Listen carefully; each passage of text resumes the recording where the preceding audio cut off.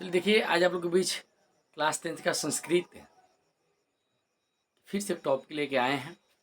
वह है व्याघ्र पथिका, यानी कि बाघ और पथी की कथा। इस पे हम लोग विशेष चर्चा करेंगे। इसमें देखिएगा कि एक बाघ और पथिक के बीच क्या संवाद होता है। लोभ बहुत बेकार चीज होता है। कैसे एक पथिक लोभ में फंस जाता है और मारा जाता है, हम लोग इसके बारे में विशेष चर्चा करेंगे। और इससे ऑब्जेक्टिव सब्जेक्टिव पूछा जाता है। शुरू से लेकर अंत तक आप इस वीडियो को आप देख लीजिएगा, ऑब्जेक्टिव सब्जेक्टिव दोनों क्लियर हो जाएगा। ठीक है, पूरा आपको कहानी के माध्यम से समझाएंगे, कोई दिक्कत नहीं होगा इसमें। चलिए मैं लड़की हुए चित्र की तरफ चलते हैं। टॉपिक क्या है मेरा? बाघ और पथिक की कथा है। यह बाघ और पथिक की कथा है। यह पाठ नारायण पंडित द्वारा रचित है और ये हिपोदेश ग्रंथ से संकलित किया गया है। क्या है? यानी व्याघ्र पथिका है, जो बाघ और पति की कथा है।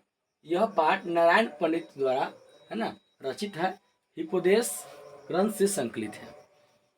अब देखिए हम लोग टॉपिक पे चलते हैं। एक बाघ होता है जो स्नान करके, एक बाघ होता है जो स्नान करके एक सरोवर यानी कि जो तालाब होता है उसके किनारे पे बैठ जाता है। और यहाँ पे मान लीजिए कि बैठा हुआ है और थोड़ा दूर से है ना रास्ता गुजरता है, जिससे बहुत सारे बटोही होता है जो उस रास्ता पर होकर जाता है आता है। थोड़ा दूर ही हट के वो रास्ता था। वो बाघ क्या करता है कि स्नान कर लेता है और वहाँ पे बैठ जाता है। एक हाथ में सोने का कंगन लिया रहता है और एक हाथ में कुश लिया रहता है। और सुनिएगा पूरा कहानी। एक बूढ़ा बाघ होता है जो सुबह स्नान कर लेता है और बैठ जाता है सरोवर के किनारे। सरोवर के किनारे जब बैठ जाता है, बोले ना, कोई बूढ़ा बाघ स्नान करके हाथ में कुश लेकर सरोवर के तट पर बैठा था। एक हाथ में सोने का कंगन और एक हाथ में कुश लिया था और बैठा था और बोल रहा था। जिस पथिक माने कि जो रास्ता बगल में उससे जो गुजर रही थी रास्ता, उस रास्ता पर हो गया लोग सब आता जाता था और ये बूढ़ा बाघ बैठा था। और ये बाघ बोल रहा है कि जो बटोही होके जाता है ना, गुजरता रास्ता होके, उसको बोलता, अरे अरे बटोही, यह सोने का कंगन ले लो, अरे अरे बटोही, सोने का कंगन ले लो। अब इसकी आवाज़ सुन के बहुत सारे बटोही है ना, जो पथिक बोलते जो रास्ता होकर जो आदमी सब जाता है, एक आवाज़ सुन के भाग जाता था। अरे बाप रे, बाघ बोल रहा है ते घरी। अब बाघ कैसा होता है तब अच्छी तरह से आप लोग जानते हैं, वो आदमी के खा जाता है, मारिए देता है मार देता है। अब एक आवाज़ सुन के है ना सब भाग जाता था। देखिए बिल्कुल भागना चाहिए, सब भाग जाता था। यानी ये बोलता है बटोही, बटोही, सोने का कंगन ले लो, सोने का कंगन ले लो। एक आवाज़ सुन के भाग जाता था देखिए। लेकिन एक बटोही है ना, पीछे मुड़कर देखता है कि कौन बोल रहा है। देखा कि बाघ बोल रहा है। अब कहा कि जब बाघ बोल रहा है ना, तो बटोही के मन में थोड़ा सा लालच होता है ना, वो जाग उठता है और कहता है कि बूढ़ा बाघ, कहाँ है सोने का कंगन? तो कहता देखो ये हाथ में मेरा सोने का कंगन है। तो सोने का कंगन लिया हुआ था, बोला कि सोने का कंगन है, सोने का कंगन है, बटोही ले लो ले लो, सोने का कंगन है। तो ये सुनता तो भाग ही जाता था, लेकिन एक बटोही है ना रुक गया और बोला कि कहाँ है सोने का कंगन? तो कहा यार देखो यार सोने का कंगन है। ठीक है, अब जब उसको दिखा दिया तो उसका लोभ भी आ गया। जो बटोही है, जो पथिक है, उसको अब थोड़ा सा लालच भी आ गया, लेकिन डर भी लगना, उसको भी डर लगना शुरू कर दिया। इसको इसलिए डर लगना कि बाप रे इतना आदमी ये सब की मार देता है, ये किसान में जाएंगे हम सोने का कंगन लाने, कोंटी कहीं हमरे कहीं मार दे अभी सोच रहा है जहाँ विष का मिश्रण पड़ा रहता है वह अमृत भी मृत्यु का कारण बन जाता है। यानी कहने का मतलब क्या है, जहाँ विष का मिश्रण पड़ा रहता है, जहाँ विष यानी जहर होता है ना, विष का मिश्रण पड़ा रहता है, वह अमृत भी, वहाँ अमृत भी क्या होता है, मृत्यु का समान बन जाता है। अब इसको डर भी लग रहा है, अरे वो तो वो आदमी सबके मार काट जाता है और वो तो सामने में जाएंगे, क्योंकि देखिए वो सामने में जाएंगे वो तो हमको मारिए देगा। देखिए इसका लोभ भी है ना, जो लालच। कंगन देख रही, अरे तो सोने का कंगन है, बहुत महंगा आता है, इसका भी लोभ भी नहीं छूट रहा था। अब क्या हुआ, बाघ बोला, अरे बटोही, बटोही बोला, जब उसको बटोही बोला, बटोही अपने मन में सोच रहा है विष का मिश्रण, अगर विष का मिश्रण पड़ा है वहाँ अमृत भी मृत्यु का कारण बन जाता है। फिर बटोही बोला, तुम हिंसक हो, कैसे विश्वास किया जाए। वो बाघ का है ना कह रहा है, बटोही ये कह रहा है तुम तो हिंसक हो, तुम पे कैसे विश्वास किया जा सकता है, कि तुम्हारे सामने में जाएंगे तो हमको न मारेगा न खा जाएगा। तो बाघ बोला, अरे बटोही, बाघ बोल रहा है, अरे बटोही सुनो, पहले में जवान थे तो बहुत सारे, मैं जब जवान थे तो मैं बहुत दुराचारी था।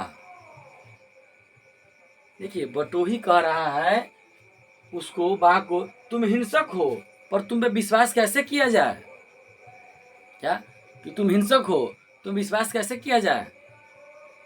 तो बाघ बोल रहा है, अरे सुनो बटोही, मैं जब मैं जवानी में बहुत दुराचारी था, पता है जब हम जवान थे ना तो बहुत सारे गाय को, बहुत सारे मनुष्य को वध कर दिए, मैंने खा लिया, जिसके कारण मेरे पुत्र मर गए, मेरी पत्नी चल बसी, यानी मेरी पत्नी मर गई। जब मैं जवान थे ना तो बहुत सारे गाय के, मनुष्य के, जानवर को हम खा लिए, मार दिए, इसके कारण मेरे पुत्र मर गए, मेरी पत्नी मरी गई, मैं वंशहीन हो गया, यानी अब हमारे वंश में कोई नहीं है।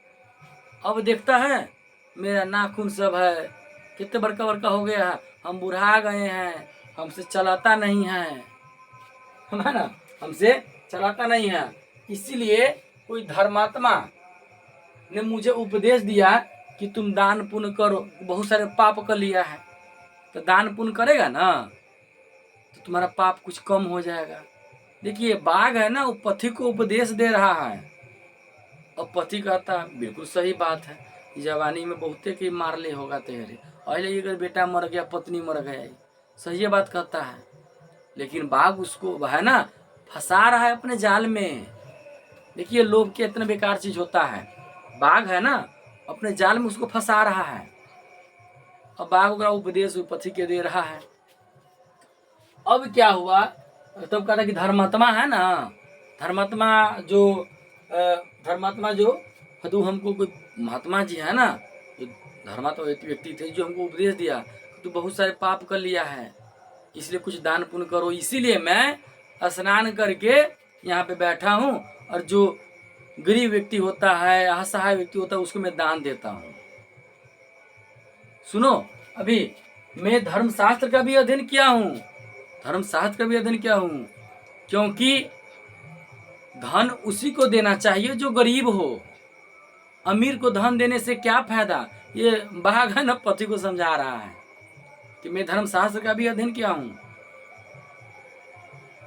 और धन है ना गरीब को दिया जाता है, अमीर को नहीं दिया जाता है, क्योंकि अमीर को धन देने से क्या फायदा, ऑलरेडी अमीर है वो।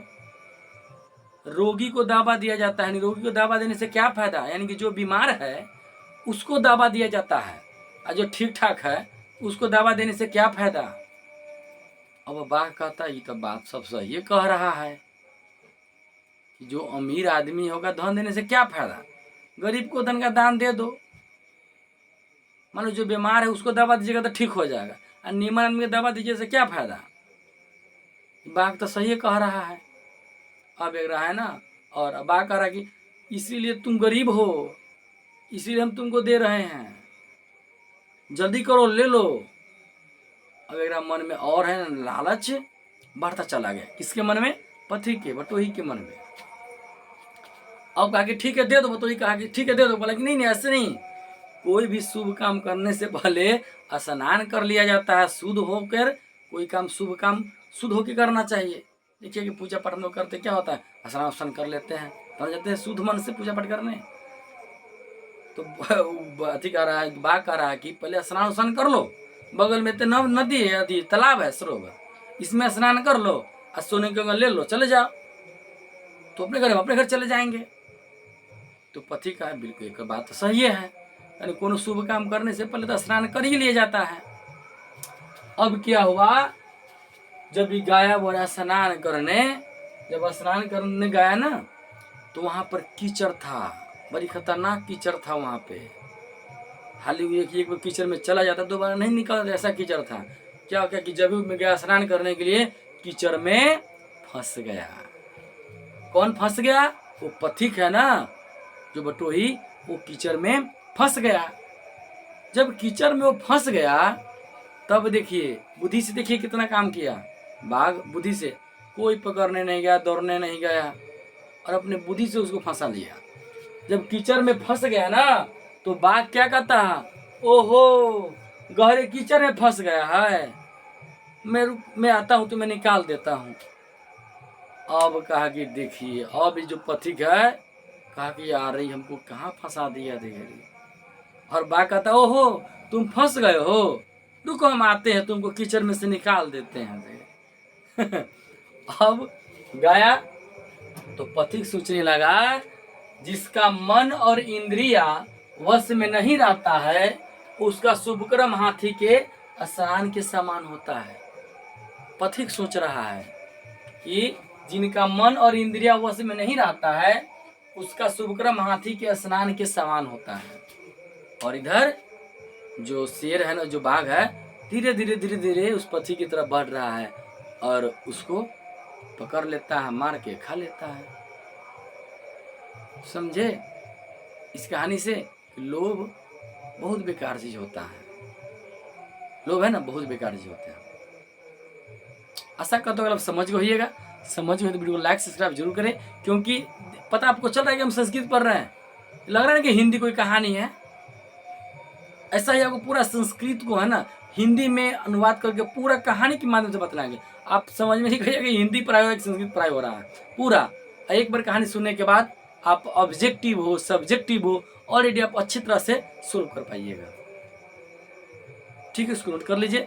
अगर इससे ऑब्जेक्टिव हो गया, सब्जेक्ट को सब चलेगा, एक बार को दो बार कहानी सुनिए, पूरा क्वेश्चन सोल्व हो जाएगा।